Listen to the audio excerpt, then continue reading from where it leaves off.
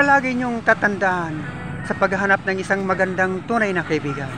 Hindi dinadaan sa pangiti-ngiti, kundi pinapaywatig ang kanyang magandang ugali. Ganyan, para lagi tayo pati. Ang kaibigan, parang pera. Kapag mas marami, mas masaya. Kapag kunti, nakakaya. Kapag kulang, nakakalungkot. At kapag piki, hindi tinatanggap. Dahil hindi lahat ng kaibigan mo ay masaya para sa iyo.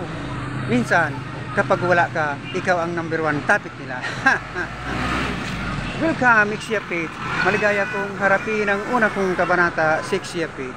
Ito ang yugto ng aking buhay, Ixia Page. At akin ang kakalimutan ang noon na naging kong buhay. Mga nauna at nauli kong nakaraan. Maraming salamat sa inyo, mga kaibigan. Salamat, Pagulala.